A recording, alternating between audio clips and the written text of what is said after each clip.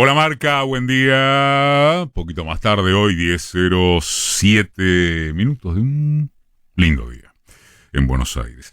Hay un posteo que hoy a la mañana les comentaba en el Facebook del programa. Un posteo entre tantos que sucedieron a los episodios insólitos de estos días, que habla de una definitiva capuzotización de la política en su formato campaña, que entre paréntesis o sin ellas, más allá de rendir homenajes y hacer referencias a Diego Capusotto, además de su inmenso talento están las genialidades de Saborido, que también deben ser reconocidas. ¿Y cómo?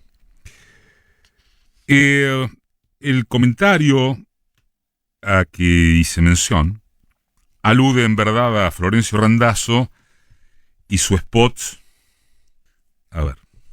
inconcebible, si acaso puede intentarse un adjetivo capaz de calificar la ficcionalización de su supuesto diálogo con Cristina Fernández en 2015. Cabría inferir que Ramiro Agulla no está pasando por su mejor momento creativo, pero en definitiva siempre es el candidato, o en este caso el precandidato, quien aprueba o desaprueba lo que haga su creativo publicitario.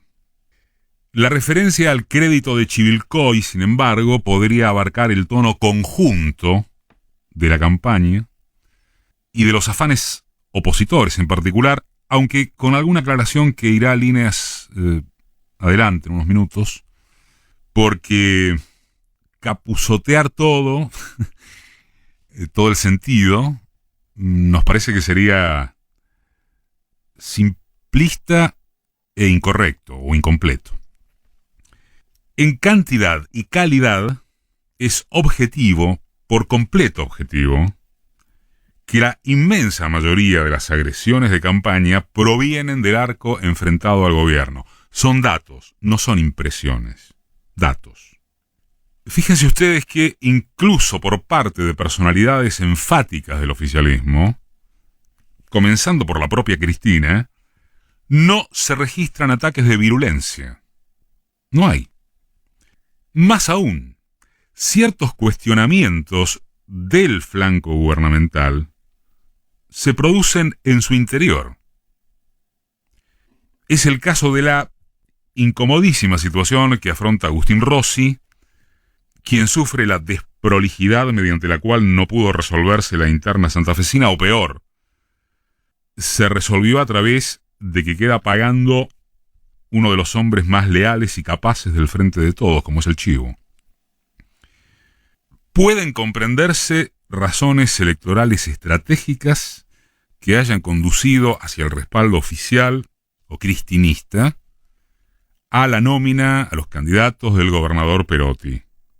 En cambio, es imposible justificar la desconexión intestina demostrada otra vez por este papelón doloroso del gobierno, que produjo una fisura importante en la muestra de unidad tan correctamente privilegiada por el oficialismo, y nada menos que en una provincia clave. Empero, seguimos hablando de cuestiones endógenas del gobierno, y no del fondo ni de la forma en que éste encara las urnas respecto de sus adversarios. A la inversa, el grueso opositor está dedicado a una escalada violenta que no siempre resiste asimilaciones capuzotianas. Y aquí va lo de la aclaración que citábamos hace algún minuto.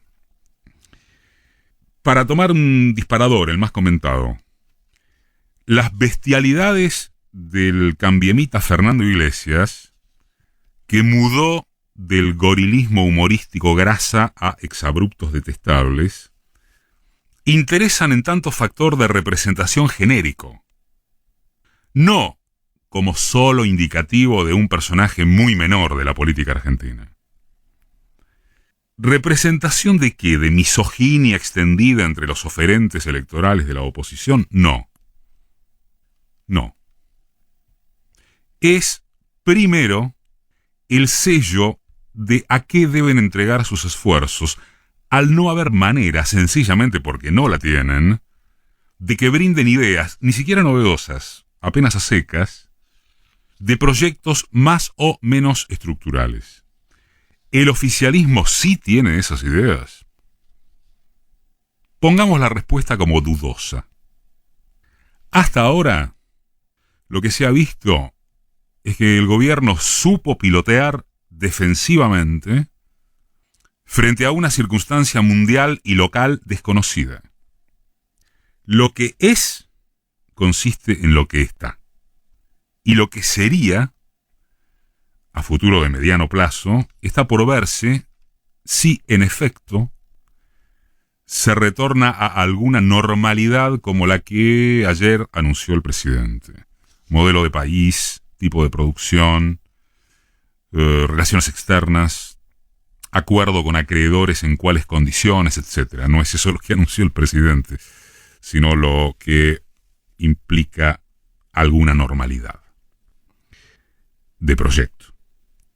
Bueno, esa incertidumbre no cuenta en el perfil de la oposición por esa obviedad de que carece de cualquier alternativa diferenciada de lo ya expuesto cuando gobernó.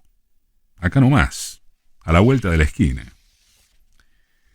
En ese sentido es curioso, o a nosotros nos parece muy curioso, que la casi totalidad de los análisis y repercusiones de la agenda publicada, repito, de la agenda publicada, en torno de ese ridículo Olivosgate, o como quiera llamársele, pase únicamente por lo que se emite y no por lo que se omite.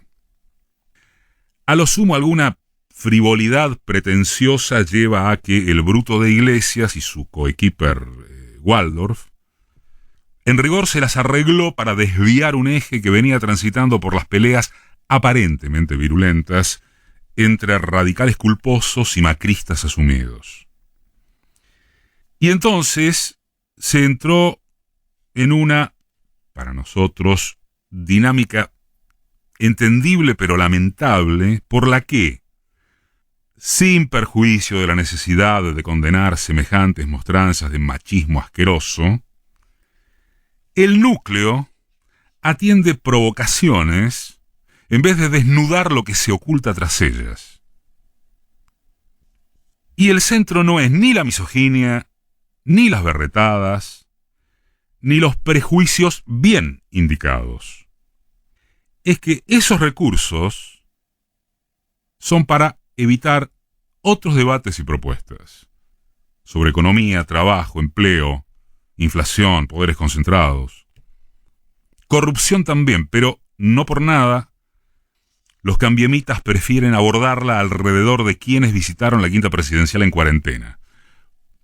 Bulín mataría a Pepín, digamos. De vuelta entre paréntesis o sin ellas, Macri sigue en Europa y ya no está varado, ¿eh? La pregunta es, ¿cómo se cayó en hablar sobre la tamaña imbecilidad de los visitantes de Olivos, salvo aspirar a que el presidente debía ser una anacoreta con Zoom? Y, otra vez de vuelta, sin perjuicio de que además del presidente serlo debe parecerlo, y que deben cuidarse aspectos simbólicos. Y en toda hipótesis, y en esto sí valen las comparaciones, resulta que la mesa judicial macrista frecuentadora de la residencia es menos grave que una actriz o un peluquero concurrentes. Y además, ¿qué cosa tan deleznable habría pretendido esconderse cuando son públicos los registros de entrada y salida por hora y minuto en Olivos y en La Rosada? Por eso también hay que cuidarse, gente.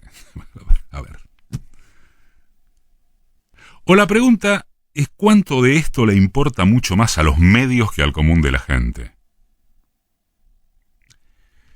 Que sea amplio motivo de conversación popular la ida de Messi del Barcelona es creíble, por ejemplo. No lo es o a uno no le parece que lo sea, que fuera del electorado duro del oposicionismo tengan incidencia estas chicanas de baja estofa. O mejor dicho, es imaginable que repercutan frases de figuras conocidas del tipo, ¿viste lo que dijo X? Pero de ahí a colegir que tiene influencia político-electoral el listado quirúrgico de asistentes a Olivos, habría la misma distancia que entre Iglesias y Groucho Marx. Son manifestaciones extremistas que, en su significado último, no varían respecto de Heidi como vecina de todos los argentinos, Macri apuntando que el populismo es peor que la pandemia, comunismo libertado, el spot de Randazzo. El gobierno debería dejar que de esos manotazos, recursos, se ocupen mayormente, por decir, los memes de sus simpatizantes. Sus problemas, los del Frente de Todos, son, en primer lugar, el desafío de cómo sujetar tensiones cada vez más evidentes en un abajo donde el asistencialismo aguanta a duras penas los precios de la canasta básica. Esta semana ha habido muestras de esto. Hay tensión, mucha tensión. Y hay un medio donde permanecen muchos rezagados o directamente apartados del circuito de consumo. No es justo decir que está haciéndose nada, ni que no sirve o serviría cuanto se hace. Las vacunas llegan, hay sectores reactivados como industria y construcción, todavía sin efecto en los ingresos masivos. Se intenta estimular la confianza en el acceso al crédito para productos durables. Las paritarias se reabren a fines de que los trabajadores registrados no pierdan por goleada contra la inflación. Y tampoco podría afirmarse con honestidad que la única palabra o dirección es ajuste contra los que menos tienen. Que ese conjunto muy resumido sea aceptable, discutible o rechazable, vale. Lo que no vale es prenderse en provocaciones o debates infructuosos.